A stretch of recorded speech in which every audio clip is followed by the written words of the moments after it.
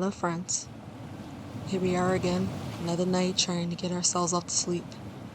I'm here with you, so let's get relaxed, let's wind down, get in a comfortable space, and start our breathing and start our unwinding for the day. Sleep is a powerful experience that we all have, no matter who you are. Sleep allows our bodies to heal and our minds to sort through any problems so that we can create our future. Hypnosis and meditation are wonderful ways for us to access a slower brain frequency state that is similar to when we are sleeping. This allows for the creative brain to begin the process of manifesting your desires. Are you ready to go into a very relaxing state to allow yourself the deep sleep that you deserve? Find a small spot to gaze at somewhere really comfortably in front of you, or just close your eyes. I prefer to close my eyes. Focus and breathe and start to breathe as I count back from the number 10. 10, 9, 8, 7, 6, 5, 4, 3, 2, 1. Now, just listen to the sound of the ocean. Listen to the waves ebb and flow as we go. And open up again the Book of Secrets. The mystery of life is real. The life you know is a thin layer of events covering a deeper reality. In the deeper reality, you are part of every event that is happening now, has ever happened, or ever will happen. In the deeper reality, you know absolutely who you are and what your purpose is. There is no confusion or conflict with any other person on earth. Your purpose in life is to help creation to expand and grow. When you look at yourself, you only see love. Breathe in. Breathe out. The mystery of life isn't any of these things, however. It's how to bring them to the surface. If someone asked me how to prove that there is really a mystery of life, the simplest proof would be just this: enormous separation between deep reality and everyday existence. Ever since you and I were born, we've had a constant stream of clues hinting at another world inside ourselves. Haven't you ever fallen into a moment of wonder?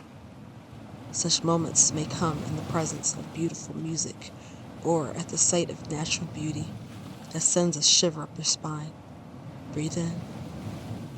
Breathe out. Or you may have looked out of the corner of your eye at something familiar. Morning sunlight, a tree swaying in the wind, the face of someone you love as he or she sleeps, knowing in that moment that life was more than it appears to be.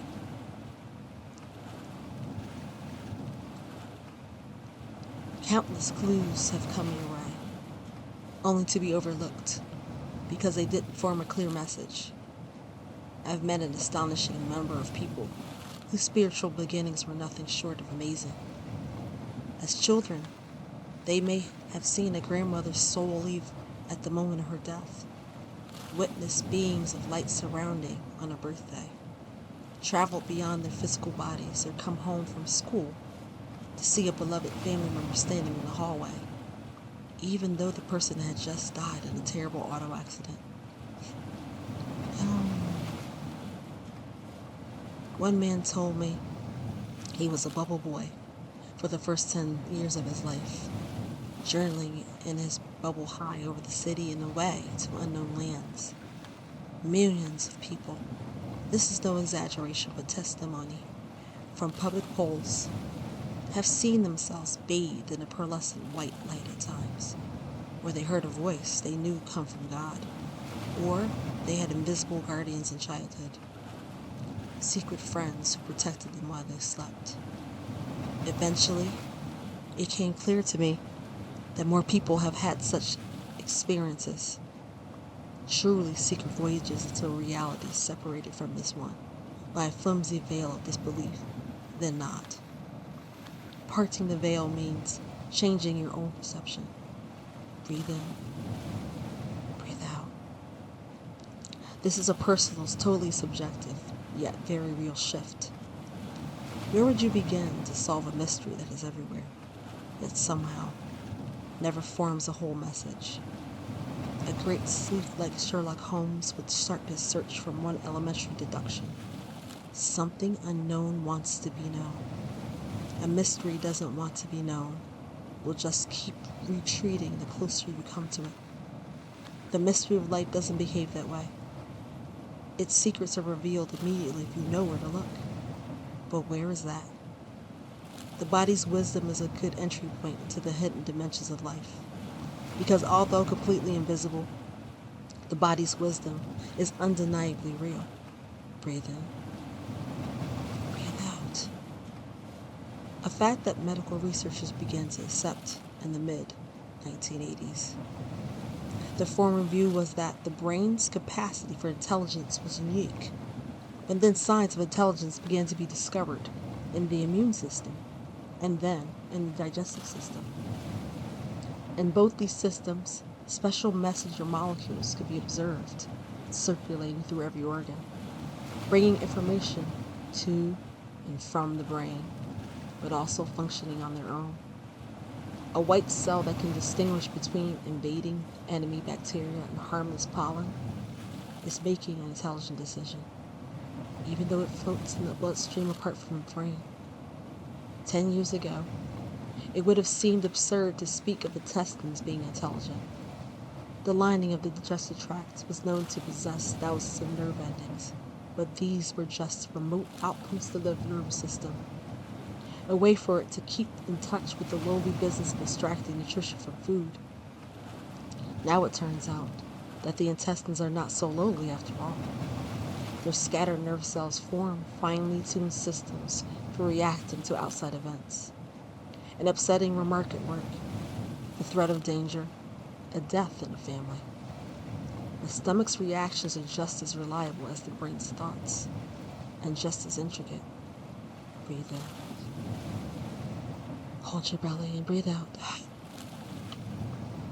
Your colon, your liver, and your stomach cells also think, only not in the brain's verbal language. What people have been calling a gut reaction turned out to be a mere hint of the complex intelligence at work in 100,000 billion cells.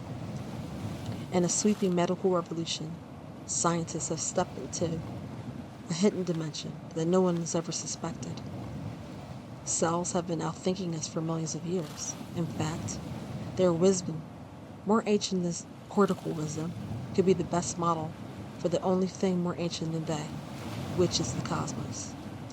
Perhaps the universe has been outthinking us too. No matter where I look, I sense what comic wisdom is trying to accomplish. It is much the same as what I want to accomplish: to grow, to expand, to create. Breathe in, breathe out. The main difference being that my body is cooperating with the universe better than I managed to. Cells have no problem fully participating in the mystery of life. Theirs is a wisdom of total passion and commitment. So let's see if we can link the qualities of bodily wisdom with the hidden dimensions we want to uncover. What is the wisdom you are already living? Connect with your body and its intelligence. You have a higher purpose. You are in communion with the whole of life. Your awareness is always open to change. From moment to moment, it senses everything in your environment. You feel acceptance for all others as your equal without judgment or prejudice. You seize every moment with renewed creativity, not clinging to the old and outworn. Your being is cradled in the rhythms of the universe. You feel safe and nurtured. Your idea of efficiency is to let the flow of life bring you what you need. Force, control, and struggle are not your way. You feel a sense of connection with your source. You are committed to giving as the source of all abundance. You see all change, including birth and death, against the background of immortality. Whatever is unchanging is most real to you. None of these are spiritual aspirations. They are facts of daily existence at the level of your cells. So breathe in, breathe out. Higher purpose.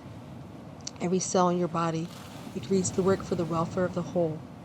Its individual welfare becomes second. If necessary, it will die to protect the body, and often does. The lifetime of any given cell is a fraction of our own lifetime. Skin cells perish by the thousands every hour, as do immune cells fighting off invading microbes. Selfishness is not an option, even when it comes to a cell's own survival. Communion. A cell keeps in touch with every other cell. Messenger molecules race everywhere to notify the body's farthest outpost of desire and attention, however slight. Withdrawing or refusing to communicate is not an option. Awareness. Cells adapt from moment to moment. They remain flexible in order to respond to immediate situations. Getting caught up in rigid habits is not an option. Acceptance. Cells recognize each other as equally important. Every function in the body is interdependent with every other. Going it alone is not an option. Creativity.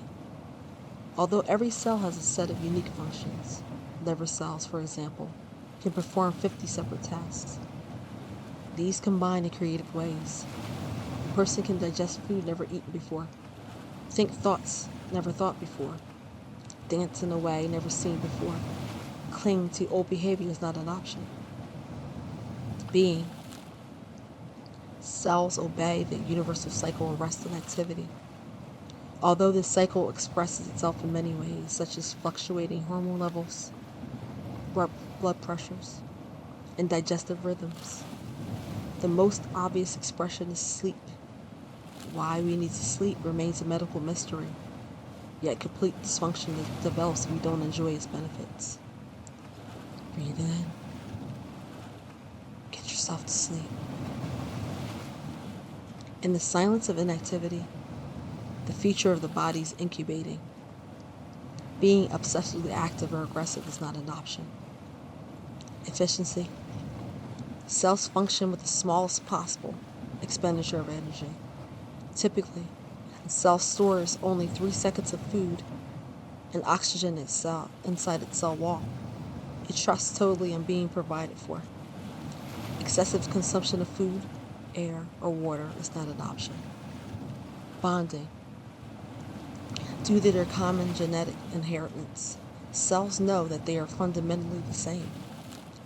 The fact that liver cells are different from heart cells and muscle cells are different from brain cells does not negate their common identity, which is unchanging. In the laboratory, a muscle cell can be genetically transformed into a heart cell by going back to their common source. Healthy cells remain tied to their source no matter how many times they divide. For them, being an outcast is not an option. Giving. The primary activity of cells is giving, which maintains the integrity of all other cells. Total commitment to giving makes receiving automatic. It is the other half of a natural cycle. Hoarding is not an option. Immortality. Cells reproduce in order to pass on their knowledge, experience, and talents, withholding nothing from their offspring.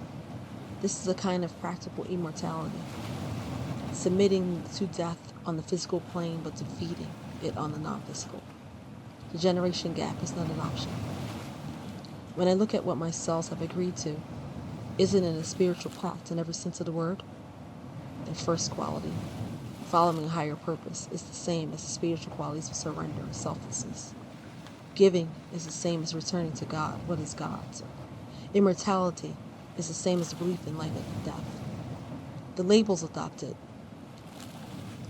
by the mind are not my body's concern, however. to my body. These qualities are simply the way the life works. They are the result of cosmic intelligence expressing itself over billions of years of biology.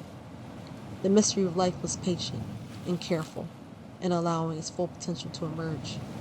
Even now, the silent agreement that holds my body together feels like a secret because, to all appearances, this agreement doesn't exist. More than 250 types of cells go about their daily business.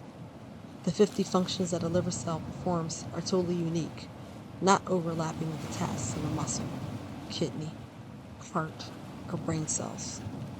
Yet it would be catastrophic if even one function was compromised. The mystery of life has found a way to express itself perfectly through me. Scan the list of qualities. Scan your body. Listen to the ocean. Take note of everything marked with an option. Selfishness. Refusing to communicate. Living like an outcast. Overconsumption. Obsessive activity and aggression. If our cells know not to behave in these ways, why do we?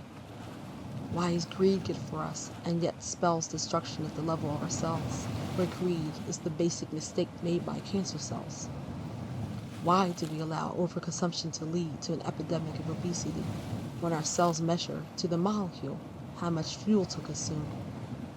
The very behavior that will kill our bodies in a day hasn't been renounced by us as people. We are betraying our bodily wisdom.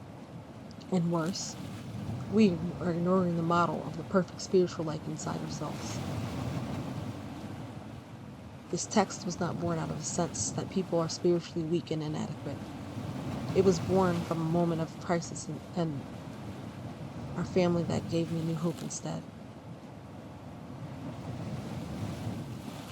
Father died a few years ago when no one expected it.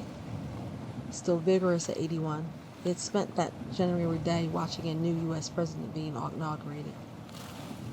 Retired from a long medical practice as a cardiologist, Father still kept a professional hand in, and he had spent that evening discussing medical cases with a circle of his students.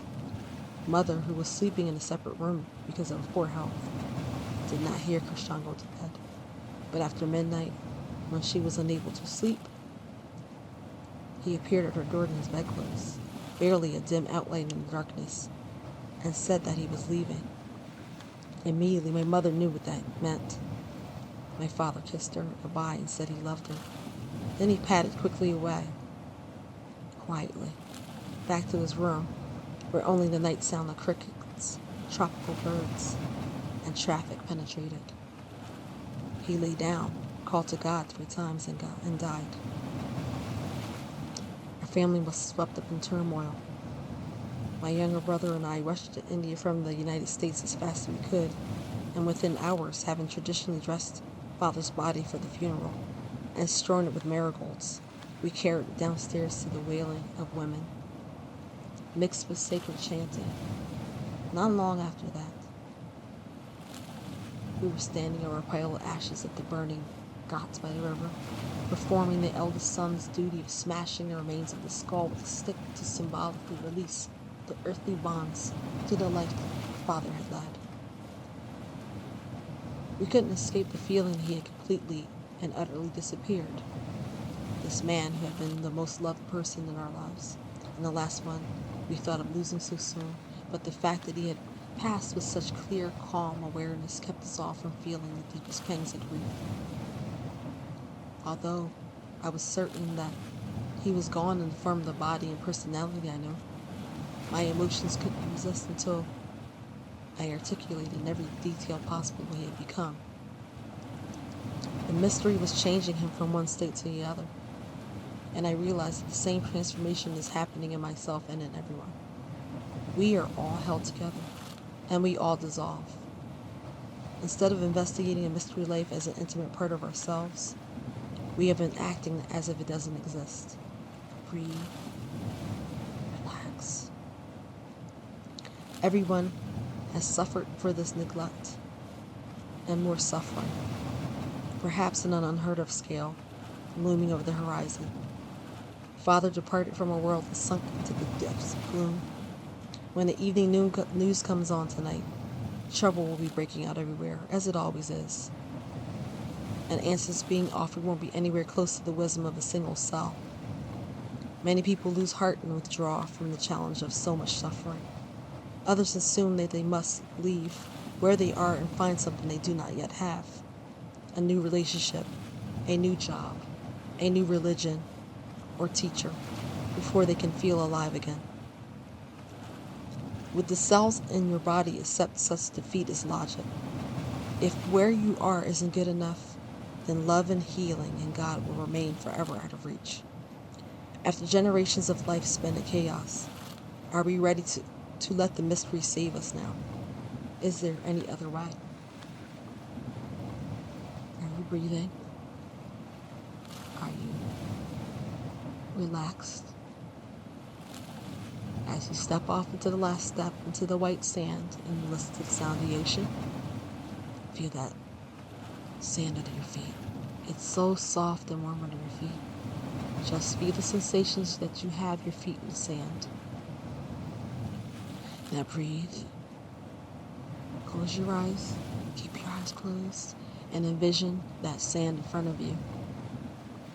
And that you can hear the ocean. Walk towards the sound of the ocean. As you're walking, you feel the sun on your skin. Perhaps you can feel the breeze. Breathe. Breathe. Quiet yourself down. And relax yourself into a night of deep sleep. Good night, friends. Rest well.